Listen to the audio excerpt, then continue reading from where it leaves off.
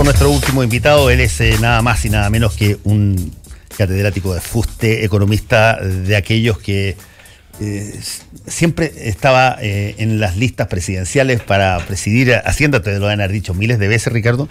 Pero es probablemente uno de los más respetados economistas transversalmente, y que acaba de sacar un libro más que se titula Reformas Económicas en Chile, 1973 a 2017, y básicamente plantea los eslogan de varias de esas reformas: el neoliberalismo, el crecimiento con equidad, la inclusión. Estamos regalando un libro de estos con el hashtag Combinación Clave. Ricardo, un placer tenerte acá. Mucho gusto. Las reformas económicas en Chile delatan y revelan no solamente una situación económica, sino que revelan un cambio de país tremendamente fuerte desde el año 1973 al 2017. Han cosas que han pasado ahí que han sido muy profundas. ¿Qué tanto de lo que parte en 1973 en términos de reforma económica permanece hoy día? Hay cosas de los primeros años de la dictadura que trascienden al neoliberalismo, ¿cierto? Orden fiscal. Uno no puede reajustar los sueldos de los empleados públicos y los profesores financiados con impresión de billetes, que el Banco Central imprime más billetitos. Los gastos reales hay que financiarlo con recursos reales. Yo creo que eso permanece, pero eso es el desde. Es de Mao, es de los franceses, que no es una cosa intrínsecamente nuestra. No es intrínseco. Lo intrínseco de la revolución, que llamamos la revolución neoliberal, de la primera mitad de Pinochet, es el mercado sabe hacer las cosas por sí solo. Mejor que el Estado. Mejor. No le metan regulación. Regulación le corta las alas a los innovadores. Y la visión de uno es que si los mercados no tienen una buena orientación de la autoridad política, habitualmente terminan en fraudes o en situaciones críticas, en explosiones con desequilibrios externos y una serie de elementos que están muy descritos a través del libro. Porque yo trato de destruir... Hay varios mitos. Uno, que la dictadura lo hizo muy bien. A ver, miremos dónde estaba Chile respecto a la economía más desarrollada del mundo, Estados Unidos. 73, éramos el 28%, teníamos un ingreso per cápita que era el 28%. Esto no es muy complejo. Entender que si el 89 estamos el 25, no avanzamos. 25, todo el mundo entiende que es menos que 28. Retrocedimos frente a Estados Unidos. Vamos a mirar Unión Europea. También retrocedimos frente a la Unión Europea. ¿Qué es lo que nos está diciendo eso? Chile no hizo un milagro que nos acercamos a los mejores del mundo. Nos alejamos a los mejores del mundo. ¿Y cómo se entiende? Pero como ciudadanos tan buenos. Y claro, y uno lo percibe en un beneficio o un incremento en términos de calidad, de, qué sé yo, desde a usar zapatos, traer los blue jeans, ver casas y generar condiciones de bienestar mayor. ¿Cómo se entiende que se pueda, las cifras digan otra cosa, digamos? Porque, por ejemplo, cuando tú vas a mirar qué pasaba con el salario mínimo, hay cambios de precios, ¿cierto? Los textiles se abarataron al mundo. O sea, es más fácil tener, y los zapatos, antes teníamos 2 o 3 tipos de zapatos. Hay cambios tecnológicos en eso. Entonces, ¿dónde uno tiene que mirar? Algo más global. ¿Qué pasaba con el salario mínimo? El 89, comparado con el 70 o 71. El salario mínimo era menor el 89 que el 70 o 71. Compraba menos, no solo zapatos y blue jeans, sino que pasajes de micro, entradas al cine, paquetes de tallarines y arroz, carne, etc. Todo lo que mide el IPC chileno, que actualmente es respetable, mide más o menos bien. Ajustados los salarios en pesos de la época por la inflación, se había achicado. ¿Qué es lo que pasa hoy día con el salario mínimo? Es 2,3 veces lo que heredamos el año 89. La democracia lo hizo espectacularmente bien para la mayoría de la gente. No necesariamente para el 1% o 10% más ricos, que no le ha ido mal. Pero hoy día, en el 18, las brechas entre el 1 o el 10% y el 20 o 30% inferior es muy grande, pero no tan grande como era el año 89. Tú dices que quisiste en este libro, entre otras cosas, destruir algunos mitos. El primer mito es que la dictadura lo había hecho bien. El milagro chileno. El milagro chileno. Adiós Latinoamérica, como dijo en algún momento dado, ¿te acuerdas tú? Titular del Mercurio a 8 columnas cuando se produce un boom extraordinario, sí. y titulan Adiós Latinoamérica. Claro. Y es cierto no que sé cómo los bolivianos no han usado ese titular sí, para decir, mira, Chile hace rato que no quiere ser parte de nosotros. No quiere ser vecino. Claro. Es cierto que el 88, 89 fueron los mejores años de los 16 de la dictadura, los mejores. Pero, ¿qué es lo que pasó? Eso es un episodio político, económico muy significativo. Lo hizo con un desequilibrio. Se olvidó de su responsabilidad fiscal. ¿Y qué es lo que tenemos cuando debuta el Banco Central Autónomo? Que lo hizo Pinochet 5 días antes de la elección. Tuvo Banco Central dependiente durante 17 años. Y 5 días dice, no. De ahora en adelante es autónomo. Era para dejar, en parte, amarrado. Ese Banco Central Autónomo, en enero, 2 meses antes que asumieron, Patricio dijo, hay que hacer un ajuste. Esto no aguanta más. Es una señal de que nos habían dejado un desequilibrio macroeconómico. Eso se llama desequilibrio macroeconómico. Construido durante la campaña del no y después reforzado en la campaña presidencial. Pero estas grandes recuperaciones vienen después de grandes caídas. Y ese otro tema que yo lo enfatizo mucho y que suele olvidarse. Se mira la producción de un determinado año, cómo varió al año siguiente, y no se distingue entre aumentar la capacidad productiva, más equipos, maquinarias, infraestructura, calidad de la fuerza de trabajo, o simplemente reutilizar lo que tú tenías subutilizado antes. El año 82-83, Chile tuvo la peor crisis de toda América Latina. Una crisis es un desequilibrio... La que parte con los bancos, dices tú. Claro. Eso es un desequilibrio macroeconómico. Es erróneo decir que Chile ha tenido sistemáticamente responsabilidad macro y que lo que le ha fallado es la micro.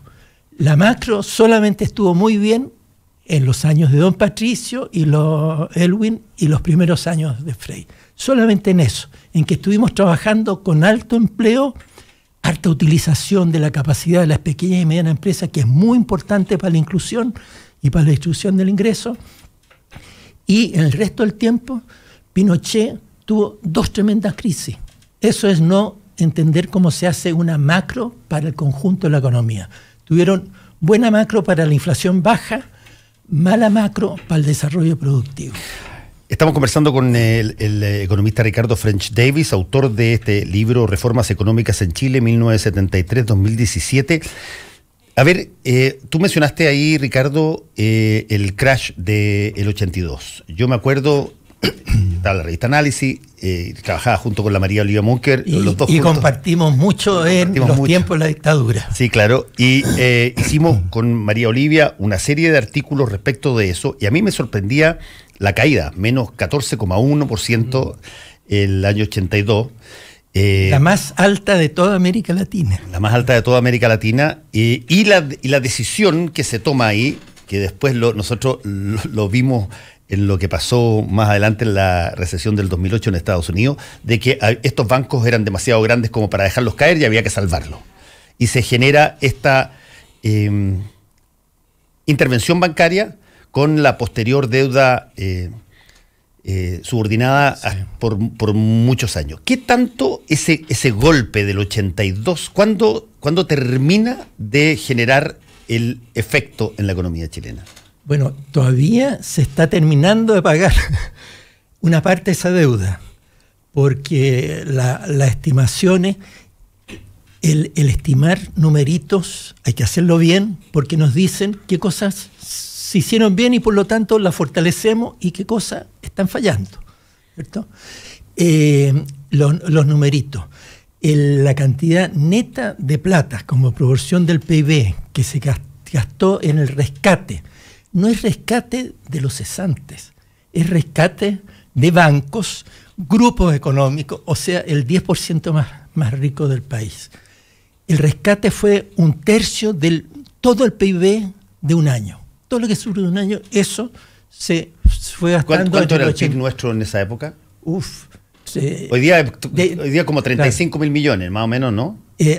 Ahora en dólares son 250 o 260 mil millones. Que depende mucho a qué precio del dólar lo dividimos, ¿cierto? Porque la cantidad en pesos, Chile produce el grueso en pesos, no en dólares, ¿cierto? Y eso se transforma a dólares, ¿cierto? En pesos son trillones, ¿cierto? Es tremendo. ¿1/3 dices tú que se...? 1/3.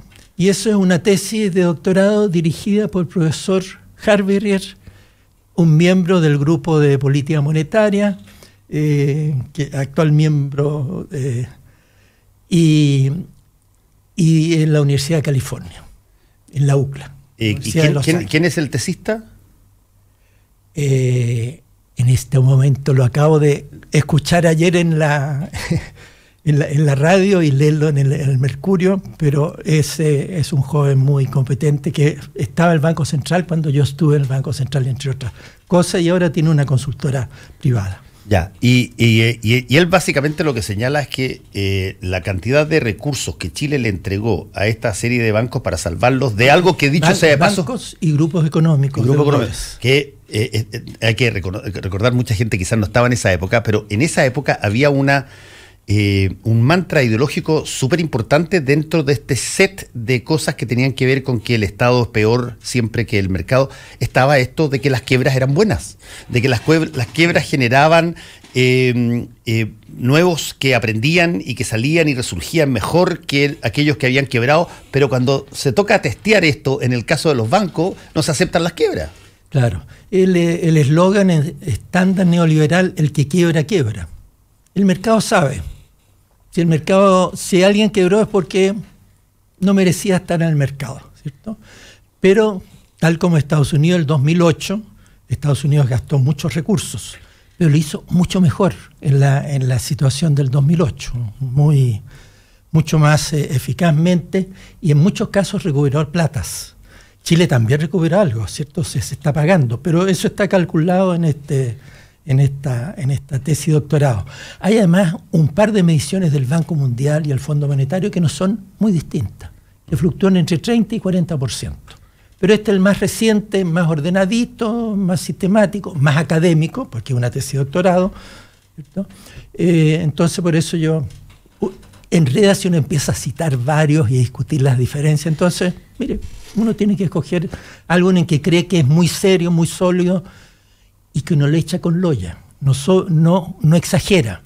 Esto es una medición cauta de efectos netos, descontando todo lo que Gonzalo Sangüesa, todos los recuperó. Dime, Ricardo, estamos conversando con el economista Ricardo French Davis, ¿qué tanto dentro de estas reformas económicas en Chile y las posibilidades que teníamos y los altos y los bajos en este tiempo, qué tanto influyó o influye hasta el día de hoy el hecho de que hayamos hablado verbalmente miles de veces de generar valor agregado a partir de las cosas que nosotros producimos y siempre termináramos básicamente exportando materia prima? Bueno, fallas de políticas en algunas cosas muy claves, en que en estos momentos la moda en la enseñanza de economía, y por lo tanto mucha la gente está llegando de su magíster y su doctorado, repite el eslogan, que es el tipo de cambio libre. En el mundo actual, que es distinto a los años 50, el tipo de cambio es la variable fundamental en el comportamiento de las exportaciones. Ahora, ¿qué ha pasado? Esa fue la base del Brexit también, entre otras cosas, claro, para que Inglaterra se saliera, digamos, claro, y pudiera administrar su moneda. Claro. La historia es variable. O sea, Chile tiene muchas mejores exportaciones hoy día que el año 73. Uno de los éxitos de la dictadura, el impulso exportador. Y razones que se discuten y son extensas, con componente técnico que está bien discutida ahí en uno de los capítulos de qué pasó en las exportaciones chilenas, por qué eso funcionó y el resto de la economía funcionaba poco, y entonces la suma de todo nos da lo que hemos mencionado. Chile se alejó del desarrollo. El desarrollo es algo relativo. El mundo está avanzando, el mundo avanzaba, Chile se alejó de 28% a 25% de Estados Unidos. En el gobierno de Aylwin continuó el impulso exportador. Las exportaciones crecieron de manera parecida a lo que estaba creciendo por año, con altibajos durante la dictadura. Y aumentaron las exportaciones no tradicionales. Y hay un cuadrito en el libro en que muestra cuántos productos exportamos, como aumentando el número de productos, ¿cierto? De unos poquitos a cientos y después a miles. Y como pasamos de cientos de empresas a miles de empresas. 5, 6, 7, 8 mil en un caso son empresas, el otro producto. Muy vigoroso. Pero eso se nos empieza a trancar. Ahorita, tú dijiste en el programa anterior, mientras los escuchaba desde la sala de espera, se ve venir.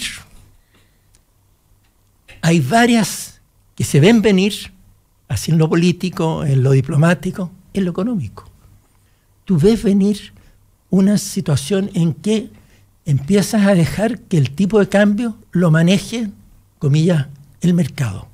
¿Qué es el mercado? ¿Es una cosa homogénea? ¿Están ahí los exportadores que siguen influyendo en el tipo de cambio día a día? No, el tipo de cambio depende mucho, el precio del dólar del día, depende mucho del precio del cobre el mismo día. Hay un gráfico en que mostramos cómo va día a día.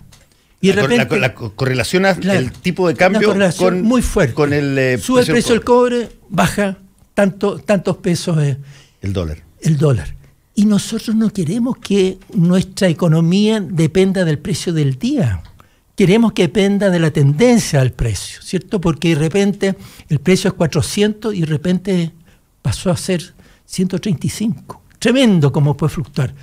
Queremos que el tipo de cambio fluctúe igual, que significa que los exportadores de repente le tocó la mala suerte que sus manzanitas salieron en esos días y entonces les toca un precio tremendo. Hay mucha gente que dice que es un tema técnico, que el mercado derivado, la gente se puede vender sus dólares hoy día para entrega en 3 meses, ¿cierto? Y fijar el precio.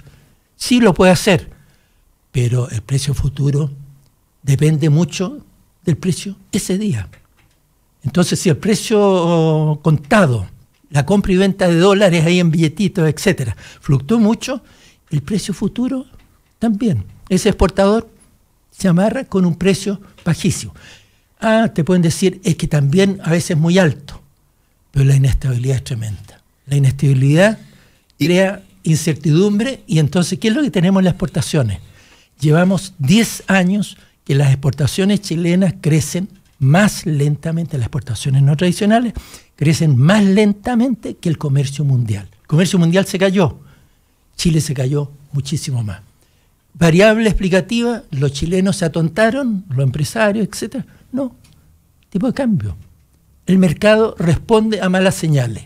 Tipo de cambio libre es una muy mala señal. ¿Y qué tanto el tipo de cambio, no me quiero poner conspirativo, pero qué tanto el tipo de cambio está influido, por ejemplo, por sectores del país que han derivado crecientemente a lo que podríamos llamar la especulación financiera, el comprar y vender moneda, digamos? Es un mercado dominado por las fluctuaciones del precio del cobre y por los flujos financieros, no por la inversión extranjera directa, que es una cosa estable. La inversión extranjera llega, se instala, hace su hoyo, planta los arbolitos, y ya espera, es estable, y tiene estable. tiempo. Los flujos financieros, que en la literatura se llama capitales golondrina o dinero hot money, dinero caliente, etcétera, puede entrar por 5 minutos, 10 minutos, un día, 3 días, es muy volátil. Por eso uno habla de la globalización de la volatilidad financiera, y que estuvo en la crisis de Corea del año 98, estuvo en la crisis del 2008 y 2009 del mundo, estuvo en nuestra crisis del 82, fue que nos habían prestado mucha plata y de repente dicen, bueno, ahora me la devuelve. Y nos habíamos comido la plata durante la dictadura, no se había invertido, se había comido. No se podía pagar, entonces tú haces una gran apretada de cinturón para forzar ahorro, ¿cierto? Para pagar las deudas. Y Chile pagó las deudas externas. El gran problema es que el tipo de cambio está manejado por los mercados financieros de corto plazo. Ese es el punto. Ese es el punto a lo que yo quería llegar. Por eso que metí la variable de la especulación financiera, porque funciona sobre la base del beneficio rentable en corto plazo. Claro, que en economía se llama ganancias de capital en lugar de ganancias de productividad. Ganas porque compraste barato algo que vendes caro, ¿cierto? Y eso es muy malo para el producto, porque gente muy competente está dedicada a ganar plata a costa de otros. Y eso uno los ve en las cuentas nacionales de Estados Unidos, de Chile, como las ganancias del sector financiero van creciendo mucho más rápido que lo que crece la torta total de bienes y servicios disponibles. Y ganan mucho porque los mercados se han tornado más inestables. Si hay gran estabilidad, la especulación no es rentable. La especulación gana mucho cuando hay inestabilidades. Entonces ellos son capaces de comprar barato porque tienen caja, tienen espaldas financieras y alcanzan a vender cuando está alto, y al vender ahí viene después la caída y el próximo ciclo. Y Chile, en el gobierno, los primeros 8 años o 9 años de democracia, estuvo bastante libre de esa especulación. Y por eso es que crecimos tanto. Y después hemos pasado por 3 ciclos económicos. De cambio en mercado de capitales. Nos caemos, nos recuperamos, nos caemos, nos volvemos a recuperar. ¿Y hay algún hito ahí que, qué sé yo, liberaliza profundamente el flujo de capitales, que puede marcar el momento en que esto se transforma? Claro. Del 90 al 96 tuvimos la cuenta de capitales regulada, lo que se llama contracíclicamente. Si hay muchas plata, había una barrera que se elevaba. Y por lo tanto, limitaba la cantidad de platas que entraba. Y si se limitó la cantidad de platas que entraba, había menos plata que podía salir en los momentos de vacas flacas. Eso fue bien sistemático hasta comienzos del 96. Después se empezó a debilitar esto, pero no un cambio radical. Y el cambio radical vino entre el 99 y el 2001. Se dijo, ahora vamos a dejar que los mercados sean totalmente libres en esto. Y es notable, después de la crisis asiática, de Corea y Malasia y de Tailandia, que fue una crisis financiera, el desfase entre los cambios reales y los cambios analíticos. La enseñanza de la economía está enseñando, tú debes tener cuenta de capitales abierta, porque al tener abierta estás recogiendo vientos favorables del resto del mundo y tienes que dejar el tipo de cambio libre. Y entre el 99 hubo 2 o 3 pasitos. Entre el 99 y el 2001 Chile dijo, adoptamos el enfoque de metas de inflación. La inflación es lo que manda, el resto se ajusta automáticamente. Metas de inflación bajita, el mercado funciona en una economía abierta. Funciona automáticamente. Se autorregula. Y el tipo de cambio no lo intervenimos. El Banco Central ha intervenido 4 veces, 2 para arriba y dos para abajo. Nada más, en casos en que la gente está en la calle, los exportadores clamando, ¿cierto? Entonces ahí el Banco Central ha intervenido. Pero eso en los 20 años que llevamos desde ese cambio. fue colgarse a la volatilidad financiera del mundo, y desde entonces estamos más armonizados con América Latina. En los 90 Chile crecía a 3 veces el ingreso per cápita de los Estados Unidos y a 4 veces y tanto el ingreso de América Latina. Después nos hermanamos. Con nuestros hermanos latinos entramos a la volatilidad financiera. Ricardo French Davis, el libro que acaba de sacar es Reformas Económicas en Chile, 1973-2017. Regalábamos uno, el ganador del libro es Pipe Stein, @Pipe Stein, y se lo recomiendo, amigo, como decía Edson Beirut, jugador de fútbol de Colo-Colo, que tenía una publicidad donde recomendaba un producto, decía: yo se lo recomiendo, amigo. Es que era brasileño. Le recomiendo, amigo, el libro de Ricardo French Davis. Muchas gracias, Ricardo, por haber estado con nosotros.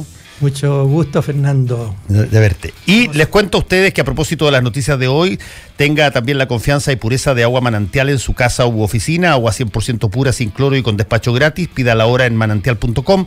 Manantial, el auténtico sabor del agua. Nos vemos mañana. Chao, chao. Crédito de consumo Banco Security. El secreto del éxito es vivir la vida. Baterías Hankook, mucho más. Dronestore.cl, la tienda de drones más grande del país. Y Casa Mía.